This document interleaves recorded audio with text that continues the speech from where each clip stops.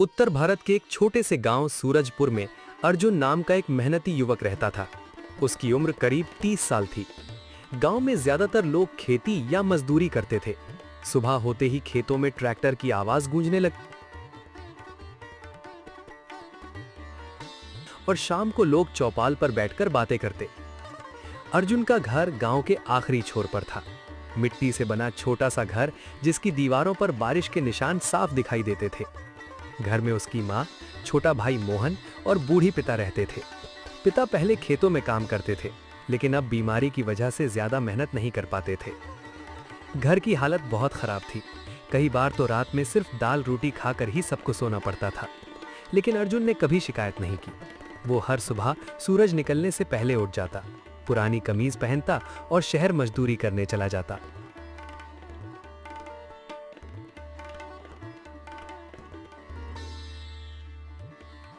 दिन भर वो निर्माण स्थल पर ईंटें उठाता, सीमेंट मिलाता और भारी सामान ढोता। शाम तक उसका पूरा शरीर थक जाता, लेकिन चेहरे पर फिर भी हल्की मुस्कान रहती।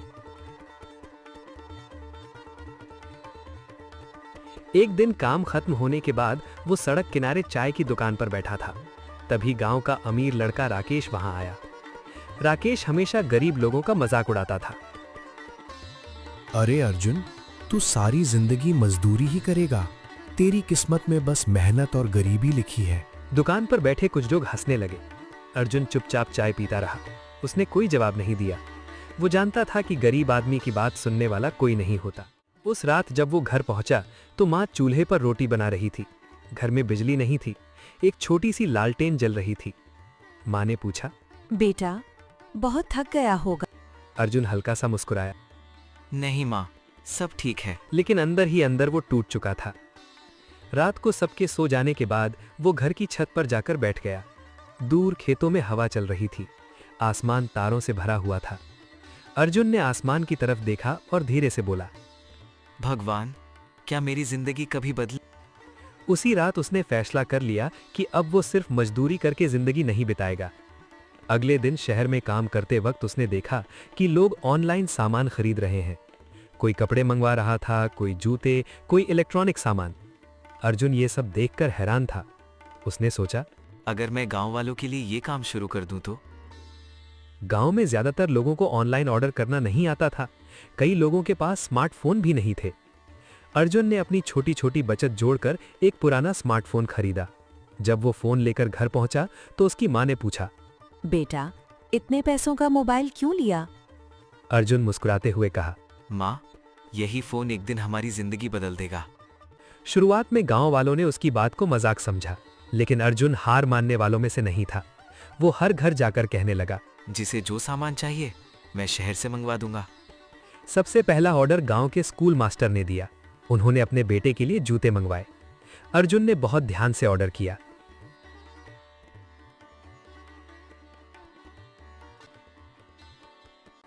पांच दिन बाद जब पार्सल गांव पहुंचा तो लोग देखने के लिए जमा हो गए। सच में शहर से आया है?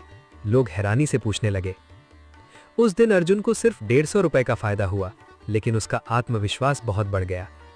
धीरे धीरे गांव के और लोग उसके पास आने लगे। कोई मोबाइल कवर मंगवाता, कोई कपड़े, कोई घर का सामान। अब अर्जुन दिन में मजदूरी करता और रात को लोगों के ऑर्डर संभालता। लेकिन गांव का सबसे ताकतवर आदमी चौधरी भानु प्रताप ये सब देख रहा था।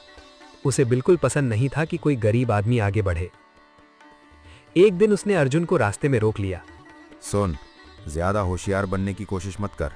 गांव में बिजनेस करना हर किसी के बस की बात नहीं। अर्जुन ने शांत आवाज में कहा। चौधरी जी, मैं सिर्फ मेहनत कर रहा हूँ। भानु प्रताप उसकी आंखों में देखते हुए बोला, याद रखना, इस गांव में मेरी मर्जी के बगैर कोई बड़ा नहीं बन सकता। अर्जुन कुछ नहीं बोला। लेकिन उसी रात जब वो घर लौटा तो उसने देखा कि उसकी पुरानी साइकिल पूरी तरह टूटी हुई पड़ी थी। मोहन गुस्से में बोला, भैया, ये जरूर चौधरी के लोगों ने किया है। अर्जुन ने टूटे हुए पहिए को देखा। कुछ पल तक वो चुप रहा। फिर उसने धीरे से कहा, गरीब हूं, लेकिन हार नहीं मानूंगा। और उसी पल अर्जुन ने फैसला कर लिया कि अब वो सिर्फ छोटा काम नहीं करेगा, अब वो अपना खुद का बड़ा कारोबार शुरू करेगा। अगली सुबह अर्जुन बहुत जल्दी उठ गया। रात भर उसे नींद नहीं आई थी। टूटे हुए साइकिल का पहिया अभी भी घर के बाहर पड़ा था। माँ चूल्हे पर चाय बना रही थीं और मोहन गुस्से में इधर उधर घूम रहा था। भैया, हमें पुलिस में शिकायत करनी चाहिए, मोहन बोला। अर्जुन ने शांत आवाज में कहा। नहीं मोहन, बड़े लोग पैसों से सब दबा देते हैं। हमें लड़ाई नहीं, काम से जवाब देना है। उसकी आंखों में अब डर नहीं था। पहली बार मोहन को लगा कि उसका भाई बदल चुका है। उस दिन अर्जुन मजदूरी पर नहीं गया। वो सीधा शहर पहुंचा। पूरे रास्ते उसके दिमाग में सिर्फ एक ही बात घूम रही थी, अगर जिंदगी बदलनी है तो बड़ा सोचना पड़ेगा। शहर में उसने कई दुकानों पर जाकर लोगों को काम करते देखा। कहीं कपड़ों की दुकान थी, कहीं मोबाइल की, तो कहीं ऑनलाइन पार्सल भेजने वाले ऑफिस। एक छोटी सी दुकान के बाहर लिखा था ऑनलाइन पार्सल सर्विस। अर्जुन अंदर चला गया। दुकान का मालिक लगभग 40 साल का आदमी था। उसका नाम विनोद था। विनोद ने पूछा, क्या काम है? अर्जुन थोड़ा झिझकते हुए बोला, भाई, मैं गांव में लोगों के लिए ऑनलाइन सामान मंगवाता हूँ। मैं सीखना चाहता हूँ कि ये पार्सल वाला काम कैसे होता है। विनोद ने पहले उसे ऊपर से नीचे तक देखा। साधारण कपड़े, धूल से भरे जूते और थका हुआ चेहरा, लेकिन अर्जुन की आंखों में मेहनत साफ दिखाई दे रही थी। विनोद हल्का सा मुस्कुराया। सीखना चाहते हो? जी। तो कल से आ जाना। अर्जुन की आंखों में चमक आ गई। अगले कुछ हफ्तों तक वो दिन में विनोद की दुकान पर काम सीखता और रात को गांव लौटकर लोगों के ऑर्डर संभालता। धीरे धीरे उसे समझ आने लगा कि कौन सा सामान सस्ता मिलता है, कैसे जल्दी डिलीवरी होती है और ग्राहक से कैसे बात की जाती है। अब गांव के लोग उस पर भरोसा करने लगे थे। एक दिन गांव की सरपंच की पत्नी उसके पास आई। अर्जुन बेटा, मेरी बेटी की शादी है, क्या तुम शहर से अच्छे कपड़े मंगवा सकते हो? अर्जुन ने तुरंत हाँ कर दी। ये उसका अब तक का सबसे बड़ा ऑर्डर था। उसने पूरी मेहनत से सामान चुना और समय पर डिलीवरी कर दी। शादी में आए लोगों ने जब कपड़े देखे तो सब पूछने लगे, ये कहाँ से आए हैं? सरपंच की पत्नी गर्व से बोली। हमारे गांव का अर्जुन लाया है। बस उसी दिन से अर्जुन का नाम पूरे इलाके में फैलने लगा। अब आसपास के गांवों से भी लोग उसके पास आने लगे। लेकिन जहां तरक्की होती है वहां दुश्मन भी बढ़ जाते हैं। चौधरी भानु प्रताप अब अर्जुन से चिढ़ने लगा था। एक शाम चौपाल में बैठे हुए उसने गुस्से में कहा, एक मजदूर का लड़का आजकल खुद को ताजिर समझने लगा है। उसके आदमी हंसने लगे। तभी राकेश, चौधरी जी, अगर अभी नहीं रोका तो कल ये वाकई बड़ा आदमी बन जाएगा। भानु प्रताप ने धीरे से कहा। फिर रोकना पड़ेगा। उधर अर्जुन अपनी मेहनत में लगा हुआ था। उसने गांव के बस स्टैंड के पास एक छोटी सी दुकान किराए पर ले ली। दुकान बहुत छोटी थी। दीवारों पर पुराना पेंट था और छत से पानी टपकता था, लेकिन अर्जुन के लिए वो किसी सपने से कम नहीं थी। उसने दुकान के बाहर बोर्ड लगवाया, Arjun online service and parcel centre. जब उसने पहली बार वो बोर्ड देखा, उसकी आंखें भर आईं। माँ दुकान देखने आई तो भावुक होकर बोली, बेटा, तुम्हारे बाप का ख्वाब था कि तुम अपना काम करो। अर्जुन मुस्कुराया, लेकिन उसकी आंखों में आंसू थे। धीरे धीरे दुकान चलने लगी। अब लोग बिजली का बिल जमा कराने, ऑनलाइन फॉर्म भरवाने और पार्सल भेजने भी उसके पास आने लगे। गांव के बच्चे उसे अर्जुन भैया कहकर बुलाते थे।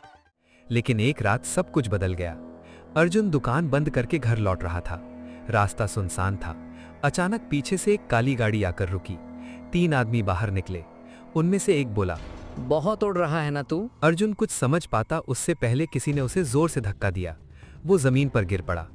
दूसरे आदमी ने गुस्से में कहा, चौधरी जी ने कहा है दुकान बंद कर दे। अर्जुन ने दर्द में भी हिम्मत नहीं हारी। वो धीरे से खड़ा हुआ और बोला, मैं मेहनत करता हूँ, किसी का हक नहीं मारता। तभी किसी आदमी ने उसकी दुकान की चाबी छीन ली। कल से दुकान नहीं खुलनी चाहिए, समझ गया? तीनों आदमी गाड़ी में बैठकर चले गए। अर्जुन देर तक सड़क पर खड़ा रहा। उसकी आंखों में दर्द था, लेकिन उससे ज्यादा गुस्सा।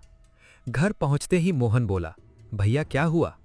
अर्जुन ने कुछ देर चुप रहने के बाद कहा, अब ये सिर्फ कारोबार की लड़ाई नहीं रही, उसने मुट्ठी कस ली। अब ये इज्जत की लड़ाई है।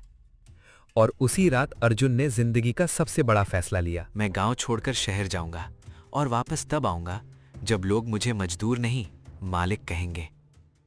उस रात अर्जुन की आंखों में नींद नहीं थी। बार बार चौधरी भानु प्रताप की धमकियां उसके कानों में गूंज रही थीं। इस गांव में वही होता है जो मैं चाहता हूं। लेकिन अब अर्जुन फैसला कर चुका था। वो अपनी किस्मत बदलने के लिए शहर जाएगा। अगली सुबह उसने माँ और मोहन को अपना फैसला सुनाया।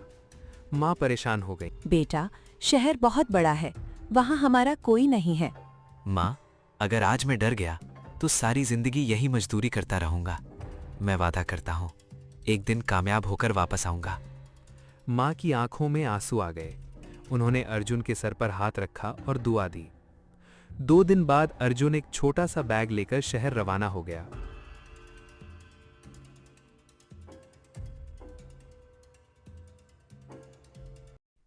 शहर पहुंचकर उसे अंदाजा हुआ कि जिंदगी कितनी मुश्किल होने वाली है। हर तरफ शोर, ट्रैफिक, ऊंची इमारतें और हजारों लोग। लेकिन इस शहर में उसे कोई जानता नहीं था। पहले चंद दिन उसने सस्ते से एक कमरे में गुजारे। पैसे भी बहुत कम बचे थे, इसलिए अर्जुन ने दिन में मजदूरी और रात में पार्सल कंपनी में काम शुरू कर दिया। वो रोज तकरीबन 16 घंटे काम करता। सुबह 7 बजे से शाम तक मजदूरी और रात को पार्सल गोदाम में सामान तरतीब देना। जिस्म थक जाता था, लेकिन ख्वाब अभी जिंदा था। एक रात गोदाम में काम करते हुए कंपनी के मालिक संजीव कुमार की नज़र अर्जुन पर पड़ी। उन्होंने देखा कि बाकी मजदूर आराम कर रहे हैं, लेकिन अर्जुन अभी भी काम कर रहा है। संजीव ने पूछा, तुम कब से काम कर रहे हो? सुबह से सर। और अभी तक घर नहीं गए? सर, ख्वाब पूरे करने के लिए मेहनत तो करनी पड़ती है। ये सुनकर संजीव कुछ देर खामोश रहे, फिर बोले, तुम दूसरे लोगों जैसे नहीं हो। इस दिन के बाद संजीव अक्सर अर्जुन से बात करने लगे। चंद हफ्तों बाद उन्होंने अर्जुन को दफ्तर के काम भी सिखाने शुरू कर दिए। अब अर्जुन सिर्फ मजदूरी नहीं करता था, वो कंप्यूटर भी सीख रहा था। ऑनलाइन ऑर्डर, हिसाब किताब, ग्राहकों से बात करना, सामान की खरीदारी, वो हर चीज सीखने लगा। वक्त गुजरता गया। 6 महीने बाद अर्जुन कंपनी के सबसे काबिल कारकुनों में शुमार होने लगा। उसकी तनख्वाह भी बढ़ गई। अब वो हर महीने घर पैसे भेजता था। माँ फोन पर रोते हुए कहती, बेटा, तुमने घर के हालात बदलने शुरू कर दिए हैं। ये सुनकर अर्जुन की सारी थकान खत्म हो जाती। लेकिन किस्मत अभी उसका इम्तिहान ले रही थी।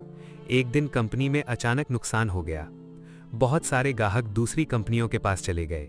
कारोबार कमजोर होने लगा। कई मुलाजिमीन को नौकरी से निकाल दिया गया। अर्जुन भी डर गया। अगर नौकरी चली गई तो फिर वो क्या करेगा? एक शाम संजीव ने उसे अपने दफ्तर में बुलाया। अर्जुन घबरा गया। उसे लगा शायद अब उसे भी निकाल दिया जाएगा। लेकिन अंदर जाकर जो बात उसने सुनी, उसने उसकी जिंदगी बदल दी।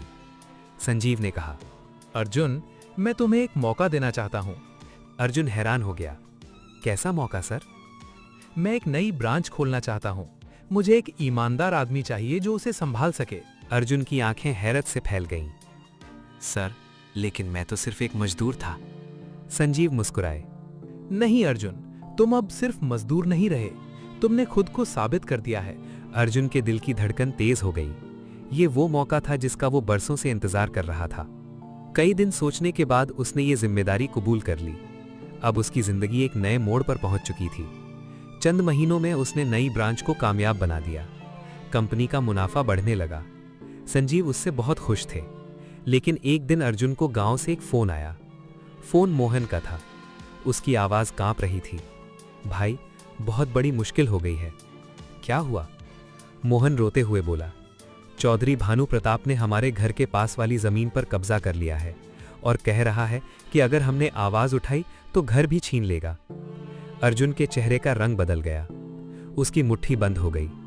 बरसों पहले जिस आदमी ने उसकी बेइज्जती की थी, वो अब उसके परिवार को नुकसान पहुंचा रहा था। अब वक्त आ गया है, मैं वापस आ रहा हूं। और इस बार वो वही गरीब मजदूर नहीं था जो चंद साल पहले गांव छोड़कर गया था। इस बार अर्जुन के पास तजुर्बा भी था, पैसा भी था और अपने हक के लिए लड़ने की ताकत भी। अर्जुन पूरी रात नहीं सोया। मोहन की आवाज बार बार उसके कानों में गूंज रही थी। भाई, चौधरी ने हमारी जमीन पर कब्जा कर लिया है। ये वही जमीन थी जिस पर उसके बाप ने पूरी जिंदगी मेहनत की थी। वही जमीन जिससे इस घर की आखिरी उम्मीद जुड़ी हुई थी। अर्जुन ने फौरन अगली सुबह संजीव कुमार से मुलाकात की। संजीव ने उसके चेहरे पर गुस्सा और बेचैनी साफ महसूस कर ली। क्या हुआ अर्जुन? अर्जुन ने पूरी बात बता दी।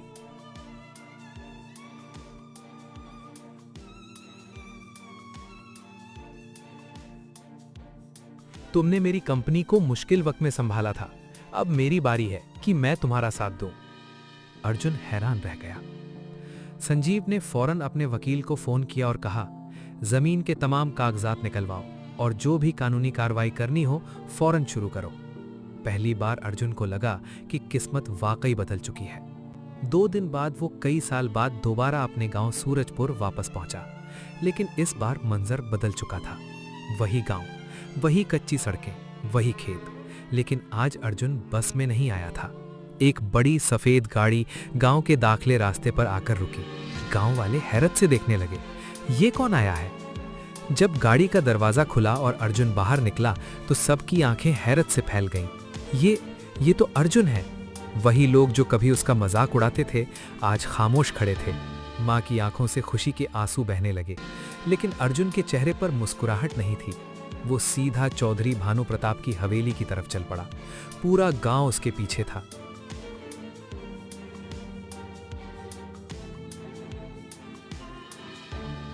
चौधरी अपनी कुर्सी पर बैठा था। उसने अर्जुन को देखा और हंसने लगा। ओह, तो मजदूर वापस आ गया? अर्जुन ने पुरसुकून लहजे में कहा, मैं अपना हक लेने आया हूं। चौधरी जोर से हंसा। हक? तुम्हारा हक वही है जो मैं तुम्हें दूं। उसी लम्हे पीछे से एक गाड़ी रुकी। उसमें से संजीव का वकील बाहर निकला। उसके हाथ में कुछ कागजात थे।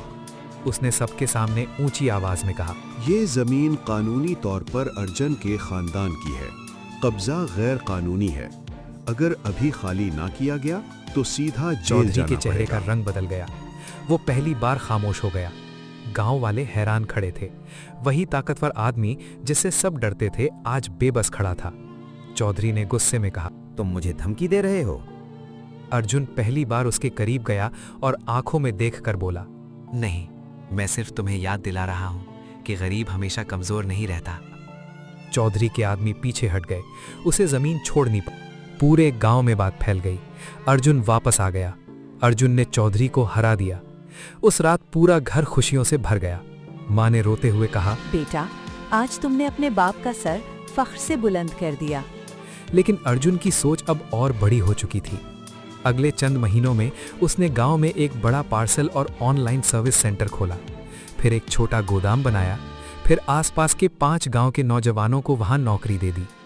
वो नौजवान जो पहले शहर जाकर मजदूरी करते थे अब अपने ही इलाके में काम कर रहे थे। वही राकेश जो कभी चाय की दुकान पर उसका मजाक उड़ाता था, एक दिन शर्मिंदा होकर उसके पास आया। अर्जुन, अगर हो सके तो मुझे भी काम दे दो। अर्जुन कुछ लम्हे खामोश रहा। मैं बदला लेने में यकीन नहीं रखता, कल से आ जाना। राकेश की आंखें झुक गईं। एक दिन अर्जुन अपने नए ऑफिस की छत पर खड़ा पूरे गांव को देख रहा था। हवा आहिस्ता आहिस्ता चल रही थी। उसने मुस्कुराकर आसमान की तरफ देखा और हल्के से कहा, वक्त बदलने में वक्त लगता है, लेकिन अगर इंसान हार ना माने तो किस्मत भी बदल जाती है। कभी कभी जिंदगी हमें गिराती है ताकि हम पहले से ज्यादा मजबूत होकर उठ सकें। आज जो कुछ भी हो अपनी माँ की दुआ और अपनी मेहनत की वजह से हो। गरीबी जुर्म नहीं होती, हार मान लेना जुर्म होता है। सबक, अगर हालात खराब हों तो किस्मत को मत कोसो। खुद को इतना मजबूत बनाओ कि किस्मत को बदलना पड़े।